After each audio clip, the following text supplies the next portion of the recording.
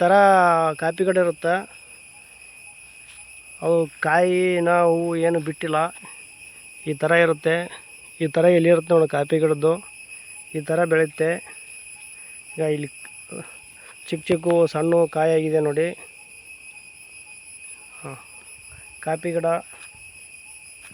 ಇದು ಮೈಸೂರು ಜಿಲ್ಲೆಯ ಪಿರಿಯಾಪಟ್ಟಣ ತಾಲೂಕಿನಲ್ಲಿ ಬರುವಂಥ ಕಾಪಿ ಗಿಡ ತೋಟ ಇದು. ಈ ತೋಟದಲ್ಲಿ ನೋಡಿ ಈಗ ಸಿಕ್ಕಾಪಟ್ಟೆ ಇದಾಗುತ್ತದ, ಸಾಕಷ್ಟು ಕಾಪಿ ಬೀಜ ಆಗುತ್ತದೆ.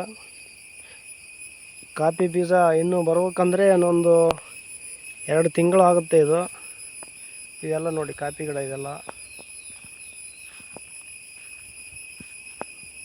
ಇವೆಲ್ಲ ಕಾಪಿ ಗಿಡ ನೋಡಿ. ಈಗ ಈ ಥರ ಕಾಯಿ ಆಗುತ್ತೆ ನೋಡಿ, ಇಲ್ಲೆಲ್ಲ ನೋಡಿ. ಈ ಥರ ನಾವು ಜೂಮ್ ಮಾಡಿ ತೋರಿಸ್ತಾ ಇದ್ದೀನಿ. ಈಗ ಈ ಥರ ಆಗುತ್ತೆ. ಈ ಥರ ಆಗಿ ಒಂದು ಕೆಂಪು ಕಲರ್ಗೆ ಕಾಪಿ ಬೀಜ ಆಗುತ್ತೆ. ತೋರಿಸ್ತೀನಿ, ಇದೆಲ್ಲ ಆಗಿದೆ ನೋಡಿ. ಇಲ್ಲೆಲ್ಲ ಆಗಿದೆ ನೋಡಿ. ಈಗ ಕಾಪಿ ಈ ಥರ ಕಾಪಿ ಬೀಜ ಆಗುತ್ತೆ. ಕಾಪಿ ಬೀಜ ಲಾಸ್ಟಿಗೆ ಯಾವ ಕಲರ್ ಬರುತ್ತೆ ಅಂದರೆ ಕೆಂಪು ಕಲರ್ ಆಗುತ್ತೆ.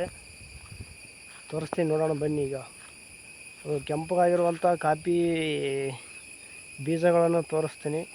ಅದೇನಿಲ್ಲ ಗೊತ್ತಿಲ್ಲ, ಎಲ್ಲ ಬರೀ ಈಗ ಕಾಯಿ ಹಾಕತ್ಬಿಟ್ಟವ, ಕಾಯಾಗಿದ್ದಾವೆ ಒಳಗದ.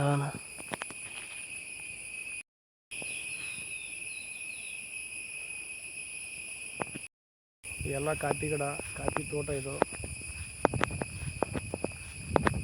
ಕಾಪಿ ತೋಟದಲ್ಲಿ ನೋಡೋಣ,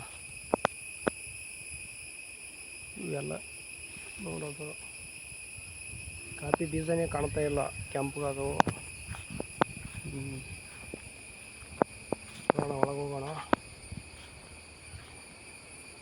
ಏನು ಕಾಣ್ತಾ ಇಲ್ಲ.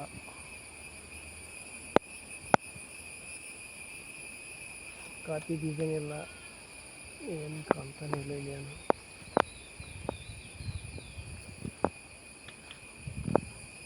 ನೋಡಿ ಫ್ರೆಂಡ್ಸ್, ಕಾಪಿ ಗಿಡನೇ ಕಾಣಿಸ್ತಾ ಇಲ್ಲ ನೋಡಿ. ನಾವು ಒಳಗೆ ಬಂದೀವಿ ರೀ. ಒಳಗೆ ಬಂದಾಗ ನೋಡೋಣ, ಕೆಳಗಡೆ ಹೋಗೋಣ. ಎಲ್ಲ ಬರೀ ಜಾಸ್ತಿ ಇರೋದು ಎಲ್ಲ ಕಾಯಾಗಿದೆ. ಇವಾಗ ಈ ಕಾಯಾಗಿ ನಿಂತಿದೆ ನೋಡಿ. ಎಲ್ಲ ಕಾಯವು ಕಾಪಿ ಬೀಜದ ಕಾಯಿಗಳು ಇವೆಲ್ಲ. ಇದೇ ಥರನೇ ಕೆಂಪು ಆಗುತ್ತೆ. ಇದು ಬರ್ತಾ ಏನಿಲ್ಲ. ಈಗ ಈ ಥರ ಕಾಯಿಗಳನ್ನು ತೊಗೊಂಡು ಫ್ಯಾಕ್ಟ್ರಿಗೆ ಸಪ್ಲೈ ಮಾಡ್ತಾರೆ. ಅವಾಗ ಇದು ಒಂದು ಕಾಪಿದು ಒಂದು ಸುವಾಸನೆಯನ್ನು ಬರುತ್ತೆ. ಕಾಪಿದು ನಾವು ಒಯ್ದರೆ ನಮಗೇನು ಗೊತ್ತನೇ ಆಗಲ್ಲ. ಇದು ಮೊನ್ನೆ ಒಯ್ದಿದ್ದೆ ನಾನು, ಏನು ಗೊತ್ತಾಗಲಿಲ್ಲ. ಈ ಥರ ಬೆಳಿತೀವಿ ನೋಡಿರಿ ಇದೆಲ್ಲ. ಇಲ್ಲಿ ಗಿಡದಾಗ ಕಾಪಿ ಗಿಡ ಈ ಥರ ಇರುತ್ತೆ.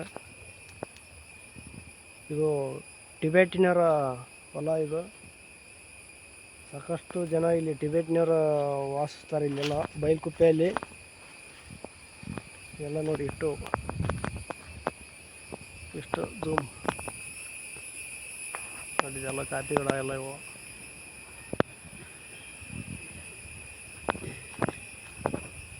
ಈ ಥರ ನೋಡಿ.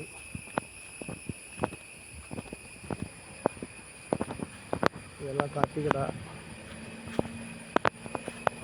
ನೋಡಿ. ಇದೆಲ್ಲ ಕಾಪಿ ತೋಟ. ಇದೆಲ್ಲ ಕಾಪಿ ತೋಟ. ಕಾಪಿ ತೋಟಕ್ಕೆ ಬಂದೆ ನೋಡ್ರಿ.